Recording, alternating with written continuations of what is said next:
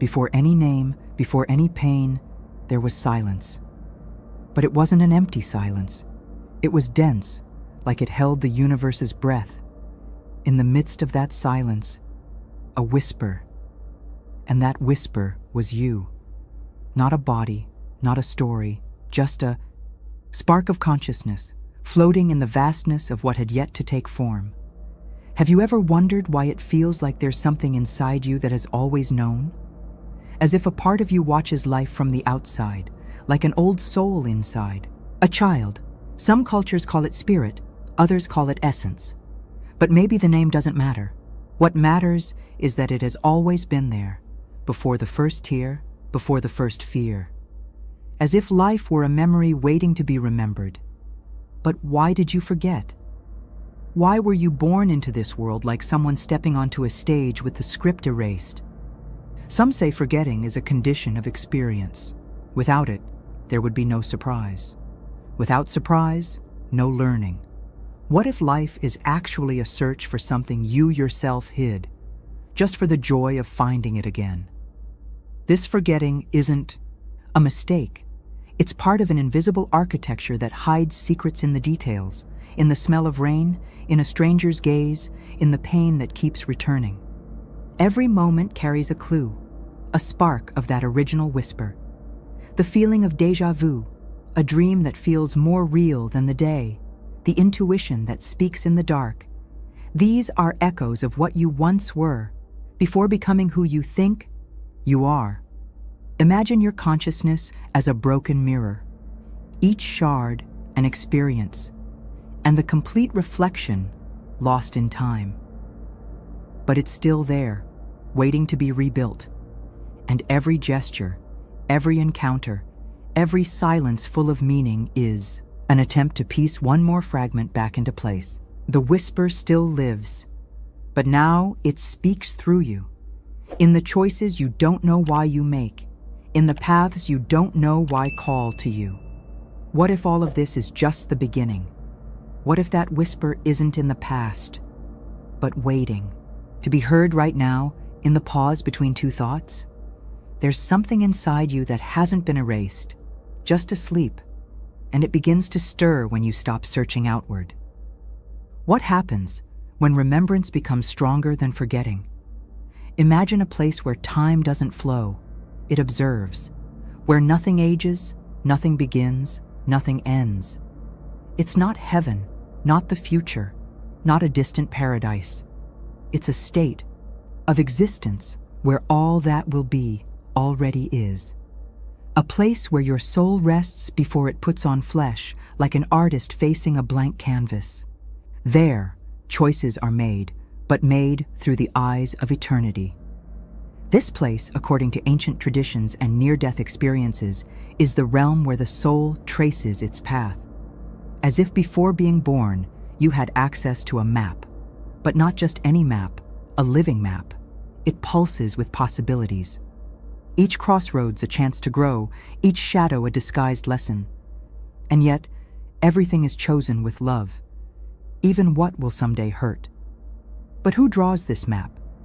Who holds the pen when the lines of destiny are sketched? Mystics would say, it's you, your purest self. Science, when it dares to approach this mystery, speaks of quantum consciousness, of information fields beyond space and time. Philosophy asks, what if free will doesn't begin here, but before life itself? What if the greatest freedom is choosing your own limits? And then comes the inevitable question, why don't we remember any of this? Why are we born without the map? Maybe because knowing the end would ruin the experience. Or because true courage isn't having the answers, but getting lost in the questions. Just like an artist closes their eyes before painting, the soul also leaps into the unknown, trusting the path will reveal the purpose. This place before time can't be visited by plane nor understood through equations. But sometimes it reveals itself in a lucid dream, in a moment of deep peace, in a regression, or in an instant of absolute silence where everything makes sense, even if only for a few seconds. That's when you touch the origin and realize you're not lost, you're just following the footprints you left behind. But if this map exists, why was it hidden from you? Or rather, was it really hidden? Or did you simply forget where to look? Maybe the secret isn't in deciphering the world, but in deciphering the one who designed your world from the inside out. Have you ever felt like certain things in your life were drawn out before they even happened? As if encounters, losses, and even pains followed an invisible script? What if that script wasn't written by outside forces, but by you, before you forgot? The idea might seem unsettling or deeply liberating, because in that case, pain wouldn't be punishment, but guidance. Think of your life as an old house. At first glance, everything seems random. The rooms, the cracks, the light coming through an unlikely gap. But when you look closer, you see a hidden geometry, a silent logic. Every event has a place, every person, a role, and every trauma, a key. The question is, do you have the courage to open the door? Modern physics, contrary to what many think, no longer sees the universe as a blind machine. Theorists like David Bohm suggest there is an implicit order, a deeper reality where everything is connected, as if the universe has memory. And what if that memory is encoded in symbols, patterns, and repetitions that show up in your life as recurring dreams, persistent numbers, or even illnesses that always strike in the same place? There is no randomness in what left a mark on you, not in the good nor in the bad. That difficult childhood, that name you carry, that emptiness that shows up when everything seems fine, none of it is random. They're codes you yourself set before you were born, like clues in a spiritual game. And the paradox, the game only works if you forget you're playing. Because it's in forgetting that the authenticity of feeling is born. Psychology calls it unconscious complexes, spirituality, soul lessons. Whatever the name, the fact is that there is intelligence behind your meetings and separations. And it's not external. It's a reflection of the consciousness you've carried since the beginning, shaping reality like an architect shapes space. But this architect works in silence and rarely appears in daylight. Now stop and think. What if the feeling of chaos is just the perspective of someone who hasn't climbed high enough to see the full design? Maybe you're inside a structure far greater than you imagine, and the only thing missing is discovering exactly what you built for yourself. Have you ever looked into someone's eyes for the first time and felt like you'd known them for centuries? Or wondered why certain people seem to have the power to hurt you with almost surgical precision? It might seem irrational, but what if those connections didn't begin in this life? What if, before being born, you made agreements with other souls, not with words, but with intention? Imagine a stage before the play begins. The actors meet backstage, agree on the most important lines, decide who will play the villain, who will be the disguised teacher, who will break your heart so you can discover what you never wanted to see. Then, the lights go out, the curtain rises, and you're born, without remembering that the one you now call an enemy might have been your greatest ally in the soul's script. This idea isn't just poetic. In the oldest spiritual traditions, from Hinduism to Spiritism, from Sufism to Kabbalah, there's the concept of soul contracts, agreements made between consciousnesses for mutual growth. And the most intriguing part, these agreements are rarely about comfort. Most of the time, they're about awakening. And awakening almost always hurts, because it forces you out of the position where you were asleep. Carl Jung said, "Until you make the unconscious conscious, it will direct your life, and you will call it fate." But what if that fate is the enactment of a silent contract you signed without paper, but with full awareness? Maybe the difficult parents, the intense relationships, the brief but transformative encounters, They're all parts of that agreement now pulsing beneath the surface of your everyday life. There's something deeply liberating in considering this possibility, because it lifts the blame from others' shoulders and puts the power back into your hands. If you chose them, it wasn't to suffer, but to awaken something you might not have accessed on your own. They are like mirrors, placed exactly where you didn't want to look, but needed to. And now that they're in front of you, what will you do with the reflection? Could there be someone else in your life right now who isn't there by chance? Could it be that the pains that left the deepest marks on your journey were actually portals? And what if, instead of trying to erase what happened, you began to decipher what was activated in you through those souls?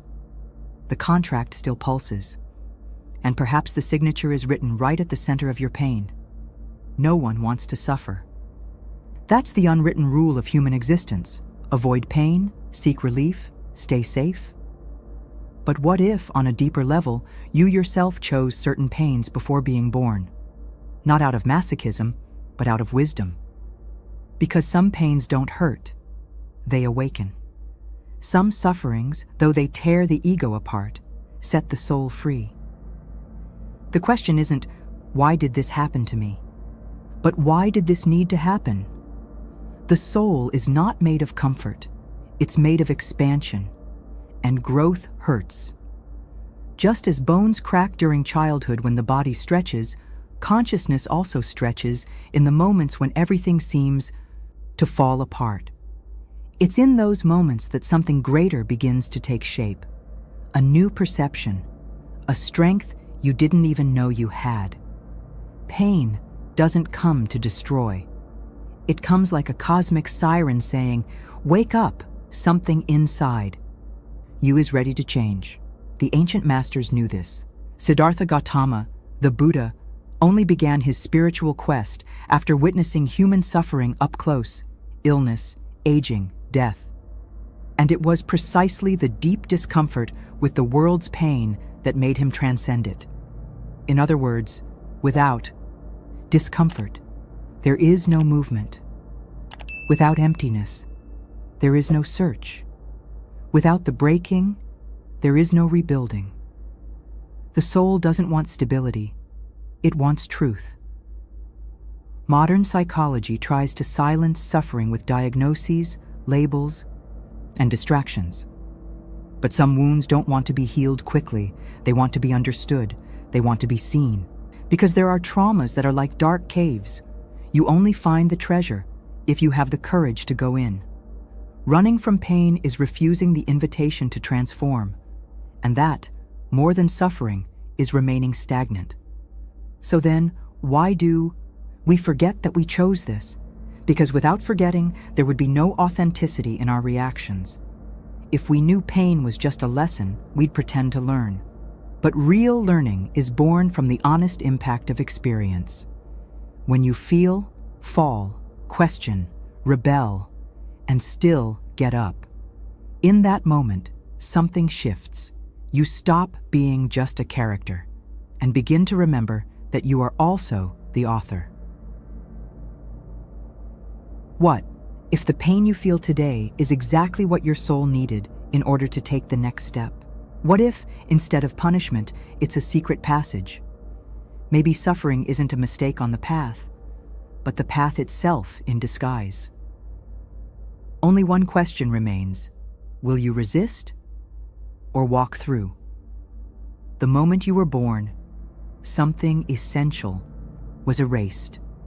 Not your name, not your body, but the memory of what you truly are. It's like waking up from a dream and for a brief moment, knowing there was something important, but not being able to remember what. That amnesia wasn't a mistake. It's part of the process. A delicate veil that covers your origin, not to punish you, but to protect you from remembering too soon. Imagine trying to live this life with full awareness of all your past lives, of every mistake, every loss, every interrupted love. It would be unbearable. The soul, in entering this world, needs to start from zero. Not to be limited, but to experience everything again. Because only forgetting allows for a true reunion. It's like rereading a favorite book, but forgetting the ending, so you can feel everything again with freshness. Esoteric traditions speak of this veil with reverence. The Egyptians called it the river of forgetting, which every soul must cross before incarnating. The Hindus speak of Maya, the illusion that hides ultimate reality. Even in Jungian psychology, there's symbolic recognition of this veil, the personal and collective unconscious where everything exists, but cannot be accessed directly. Forgetting is the threshold between the eternal being and the human being. But what if not everything was forgotten? What if pieces of that memory were still accessible, hidden in subtle forms? A feeling with no explanation, an irrational fear, a talent you were never taught, but that rises up spontaneously. These fragments, these cracks in the veil, are like encrypted messages reminding you that there's more, so much more, and that part of you still knows. Science, cautiously, is inching in this direction. Studies on non-local consciousness, memories of past lives in children, and even experiments with hypnotic regression challenge the idea that we're born as blank slates. Maybe we're not slates at all, but books with pages stuck together. And with every sincere decision, every deep question, a new page comes loose and reveals something ancient that once seemed lost. So what is the veil trying to protect, and what is it trying to reveal? Maybe it's not about remembering everything. Maybe the true awakening is recognizing that, even without remembering, you can still feel. And if you feel it, then the memory lives within you, waiting not to be remembered by the mind, but lived by the soul. You act, decide, react, and often you don't even know why. Science has already confirmed around 95% of your actions come from the subconscious. But what exactly lives in that place? It's not just a storage room for childhood trauma or unconscious habits. It's a deep labyrinth, ancient, and perhaps vaster than this life. What if what moves you in the present has roots far beyond what memory can reach? Imagine a subterranean library filled with books written in languages you don't recognize, but somehow understand. The subconscious works like that. It doesn't speak in words. It speaks in symbols, sensations, patterns. And those patterns sometimes repeat with such precision, it feels like magic. But what if it's not magic? What if it's memory? A spiritual memory, echoing through the body and mind like a script you forgot you wrote? Accounts from deep regressions reveal stories that don't fit into the current biography. Cities never visited, names never heard, traumas that don't belong to this lifetime. Yet they still create real symptoms. Are they just mental creations? Or brief glimpses into experiences stored on a subtler level of consciousness? Science still hesitates, but the soul recognizes it.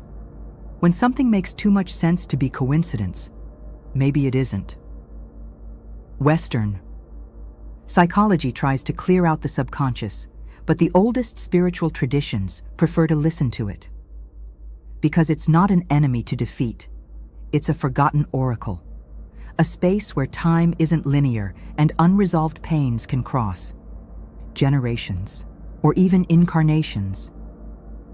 Jung spoke of the collective unconscious, but maybe there's something more, a spiritual unconscious where everything you've ever been still lives. Have you ever found yourself in the same kind of relationship, over and over, making the same mistakes, attracting the same kind of person, even after promising yourself you'd change? These cycles may not be just psychological. They could be unresolved contracts, stories still waiting for closure, lessons the soul is still trying to absorb. In this case, the subconscious isn't the problem. It's the messenger, and it repeats until you listen. Could the blocks you feel today really be just your personal experiences? Or could it be that, unknowingly, you're trying to solve a puzzle that began long ago? Maybe your subconscious is less a dark basement and more a temple where the spirit's memories are kept. The question is, are you ready to open that door? There are moments when reality seems to whisper to you. You think of someone, and they call. A number keeps showing up. A phrase spoken by a stranger answers exactly the question you had in silence. Coincidence? Carl Jung called this synchronicity, events connected not by cause, but by meaning. But what if that's just the surface of something much deeper? Imagine the universe as a living mind, and every event, no matter how small, is a way that mind expresses itself. When you start stepping out of autopilot, it responds, not with words, but with patterns, repetitions, and unlikely encounters. It's as if reality leans slightly, trying to get your attention, saying, "Look at this." But why? Why now? Some moments carry a weight beyond logic. That person who showed up at the right time, that mistake that became a turning point. In these cases, synchronicity works like a secret mirror. It shows that the outer world is aligning with something that shifted inside. And that doesn't happen by chance. It happens when you begin to approach something you forgot you knew. Many call it destiny, others meaningful coincidence. But some say they're reminders, fragments of a plan your soul traced before being born. Small lights in the dark, marking the path back to yourself. When you're ready to listen, the universe starts to speak. And the more you respond, the clearer the message becomes. It's not about control, it's about resonance. The human brain was trained to look for patterns. But what do you do when the patterns feel too personal, too intimate, too precise? Synchronicity doesn't prove anything to the skeptical mind, but it deeply touches those who have begun to awaken. Because it breaks the veil between the visible and the invisible. And in that break, you feel something you can't explain, a calling. As if life were telling you there's something waiting for you, beyond logic. Could it be that these coincidences are answers to questions your soul asked even before you were born? What if the signs are the gentlest way existence found to remind you that you're on the right path, or to nudge you when you start to stray? Maybe everything comes down to a simple choice. Keep believing it's all just coincidence. Or start asking, what is this trying to show me? You look at the world and believe it's there, solid, unchanging, independent of your presence. But quantum physics challenges that idea with a disturbing paradox. Particles behave differently when they are observed, as if reality waits for you to happen. And what if the world you see outside is shaped in part by what's vibrating within? This is no longer just an esoteric concept. Scientists like Niels Bohr and Werner Heisenberg showed that at the most fundamental level of matter, there are no certainties, only possibilities. The atom isn't a thing, but a tendency, a dance between being and non-being. And that dance only becomes reality when consciousness steps onto the stage. Do you realize what that means? You're not just a spectator. You're part of the creation. Spiritual traditions have said for thousands of years that the universe responds to intention. Physics now begins to confirm that what you observe with attention changes. So, what's more real? The chair you're sitting on, or the emotion you can't see, but that influences everything around you? Is matter really as solid as we believe? Or is it deep down a response to the consciousness that observes it? If the universe behaves differently depending on your attention, then you're never just living reality. You're choosing, even unconsciously, how it unfolds. And that choice isn't made only with words, but with emotional frequency. Fear creates one reality, love another. Doubt freezes. Surrender transforms. Each of your thoughts is like a seed cast into the quantum field of the possible. Now think about all the times you felt like a prisoner of your circumstances. What if, without realizing it, you were tuned into a reality shaped by what you fear or reject the most? Quantum physics doesn't say everything is magical, but it does say everything is interconnected on levels the rational mind still can't fully grasp. And maybe in that invisible entanglement, every choice you make resonates far beyond what you imagine. Are you really just a body in a fixed world? Or a consciousness vibrating within a field of infinite possibilities? What if the universe isn't a machine, but a sensitive mirror that reflects exactly what you believe is possible? Maybe the most important question isn't what is real, but rather, what am I choosing, even without realizing it? Have you noticed how some people irritate you for almost no reason? Or how certain behaviors in others trigger something in you that feels overblown? It's easy to point fingers, blame the world, say the problem is out there. But what if these intense reactions are mirrors? Not literal mirrors, symbolic ones. Reflections of parts of you that haven't yet been understood, accepted, or healed. Hermetic philosophy once said, "As within, so without." That phrase isn't just a pretty metaphor, it's a key, because the world around you responds to the frequency you emit. The relationships that disturb you most are actually invitations to look at where you're still hiding from yourself. The other person, in this scenario, is just the messenger, and the discomfort, the arrow pointing inward. It's uncomfortable to think this way, because it takes you out of the victim role. If what affects me in the other also exists in me, even as fear, shadow, or wound, then healing begins with responsibility. Not guilt, but honesty. The mirror only reflects. It doesn't accuse. But you need the courage to hold its gaze, even when the reflection shows what you didn't want to see. Some relationships are disguised teachers. They show up as difficult parents, complicated partners, co-workers who drive you crazy.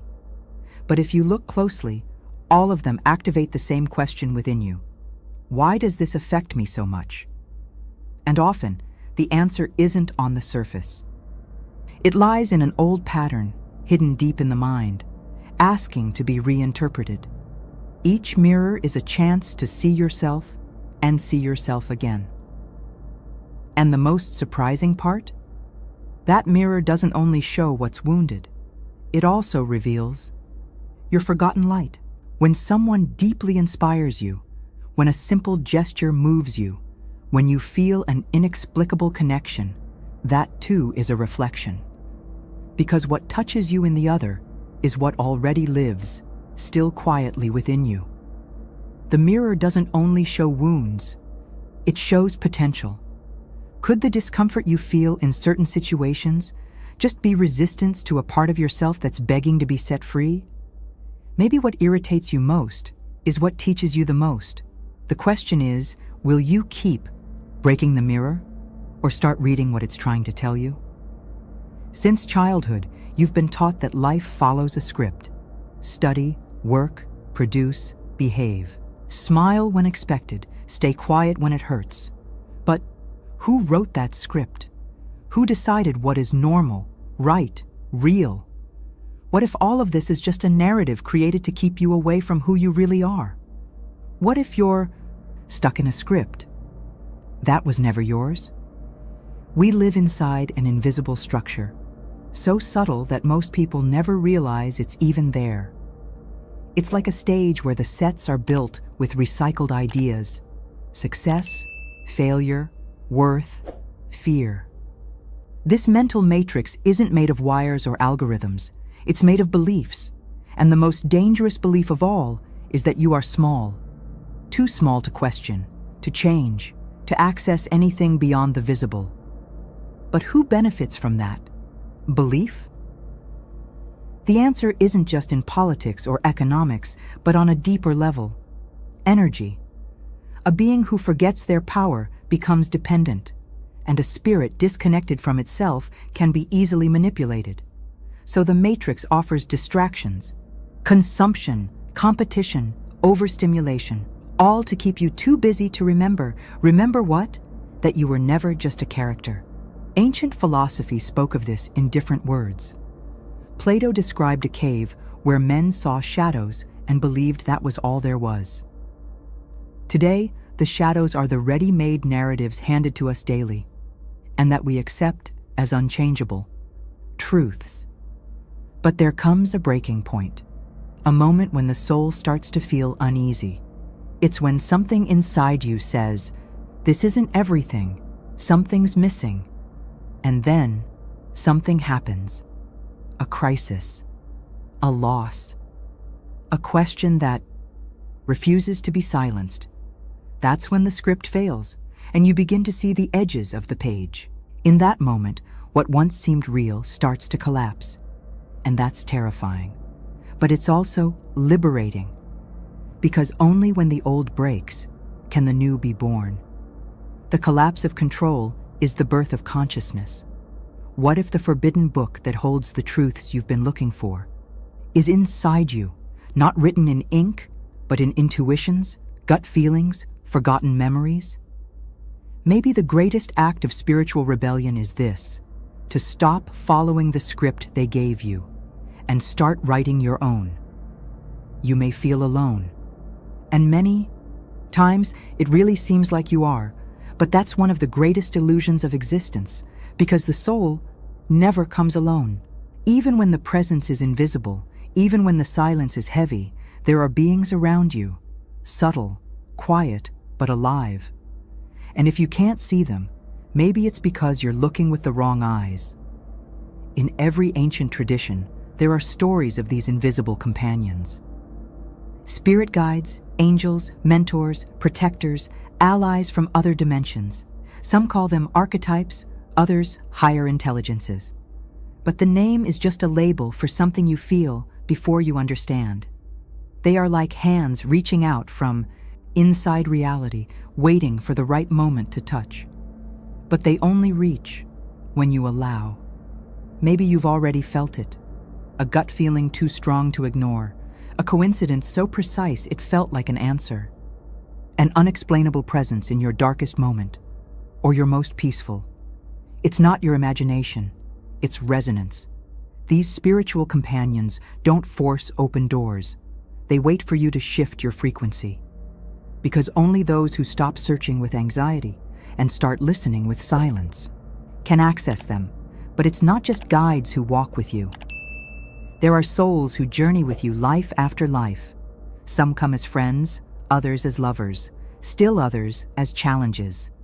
The form doesn't matter. The connection is older than time.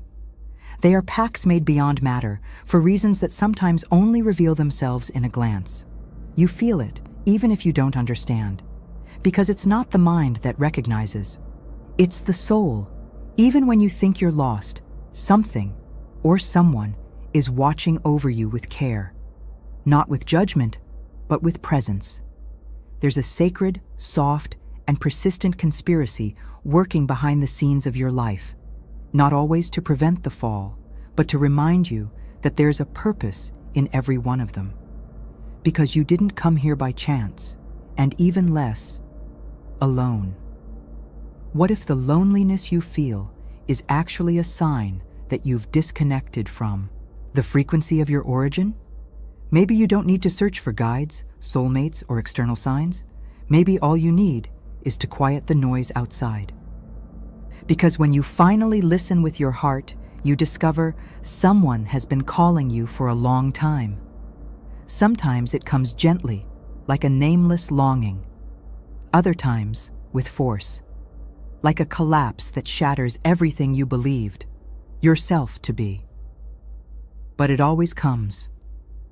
The call. A soundless voice that echoes inside you from the moment you were born. It doesn't speak the language of the world, but it speaks directly to the core of your being. And even when you try to ignore, it persists. Because there's something inside you that needs to awaken. Maybe you felt it while staring at the sky for no reason, or in that moment when everything seemed fine on the outside, but an unexplainable emptiness consumed you from within. It's not boredom, it's not drama, it's the soul trying to remember why it came here. And it screams through the silence because words are no longer enough. The call doesn't come from outside, it rises from within, like a memory on the verge of bursting free. And the strangest thing? That call doesn't always feel beautiful. Often it comes through chaos, the loss of someone, illness, the end of a chapter, as if life needed to break the surface so truth could seep through the cracks. In those moments, everything that once mattered loses meaning, and what was invisible begins to shine. Because what's calling you isn't an answer. It's a question. The call doesn't have a fixed form. Sometimes it comes in a book that finds you at the right time. Other times, in a dream that leaves you unsettled all day. It may come through the pain of a loss or the shiver of a song. It adapts to your inner language. And once you begin to hear it, you realize it doesn't want you to become someone better. It wants you to remember who you never stopped being. Most people go through life ignoring that whisper. They distract themselves, keep busy, fall asleep. But it doesn't go away. It waits, like a fire gone cold still guarding a silent ember. And when the time is right, one spark is enough to reignite it. The call doesn't demand perfection or speed, only presence. And the courage to look within, even when everything around you says to keep looking out. What if that constant restlessness you feel, that something's missing, but I don't know what, is the call waiting for your response? Maybe the emptiness isn't a sign that something is wrong, but that something is ready. The question isn't whether the call will continue. It always will. Some books tell stories, and some books are stories, but there is one. That is you. It has no cover, no numbered pages. It can't be pulled from a shelf or burned by fire, because it pulses, breathes, lives within you. Every heartbeat turns a page. Every choice you make writes a new line. But what few people realize is that they're living their story without ever reading it. This book wasn't written by someone else. It isn't a biography dictated by someone else's rules. It's a reflection of your essence, from before matter existed. Within it are not just the facts of your life, but the in-between lines, the denied feelings, the silenced desires, the ignored signs. And if you've never read it, it's not because it wasn't there. It's because no one ever taught you how to decipher your own inner language. Have you ever felt that certain moments carry symbolic weight, as if something greater was being recorded, even without witnesses? Those are chapters, parts of your book being written in invisible ink. But it only reveals itself to those who stop living on autopilot. Because unlike external books, this one can only be read when you close your eyes, when you fall silent. When you listen to what the world tries to silence, there are pages you might want to rip out, mistakes, shames, wounds you'd rather not remember. But to erase those pages would be to erase the bridges that brought you here, because those very pages hold the codes of what must be transformed. And in this living book, nothing is final. Every wound can be rewritten as strength, every ending as a new beginning. The question is, will you keep letting fear edit your story? Religions tried to control this inner book with dogma. Institutions tried to silence it with guilt. But it never faded. It resisted eras, systems, doctrines, because it belongs to no one but you. It's your direct access to what's true. And the most unsettling part is that while you've spent your life thinking something out there was reading you, it was you who always held the pen. And what if this ancient book that no one can burn is the true sacred book everyone seeks out there? Maybe the only scripture that really matters is the one being written right now as you breathe. The question isn't whether you have a story. The question is, are you writing it or just being written? You made it this far. You read every word, felt every doubt, recognized something you might not even be able to name. But now, one final image stands before you. A door. Simple. No locks, no chains. But with one decisive detail, it only opens from the inside. No one can force it. No philosophy, no religion, no teacher. Because access is internal. It always has been. This door isn't found in temples, not atop mountains, or at the bottom of oceans. It's in that place you avoid when you distract yourself too much, in the space between one thought and the next, in the pain that keeps returning when everything falls silent. It's there, in that subtle pause, where it waits. And no matter how long it's been closed, it never rusts, because it was made of something that doesn't wear out. Your own truth. Many people spend their whole lives trying to force it open with formulas, rituals, systems. But this door doesn't move with effort. It moves with surrender. And surrender isn't weakness. It's the courage to let the armor fall, to release the ready-made answers, to stop running from the uncomfortable questions. Because only when you stop searching outside do you start to hear what the soul has been whispering, and the sound it makes is the key. You may have thought you needed approval, recognition, certainty, but what was always missing was you, present, you, whole, you, without filters, without roles, and that you, when finally allowed to emerge, becomes the door opening, not to a physical place, but to a state of being, a living silence, a knowing that needs no words, a home you recognize, without ever having been there. And the most extraordinary thing? When that door opens, you realize it was never truly locked. You were just distracted by the outside. The lock was made of fear, and the fear of forgetting. The soul was never lost. It was simply waiting for you to stop, to look, and to say, "I'm ready." Not to begin something new, but to remember. Something very old, something that's been with you all along. And what if truth isn't something to be achieved, but something that reveals itself the moment you finally stop running from yourself? Maybe the final question isn't, what's behind the door? But rather, what will happen the moment you decide to open it?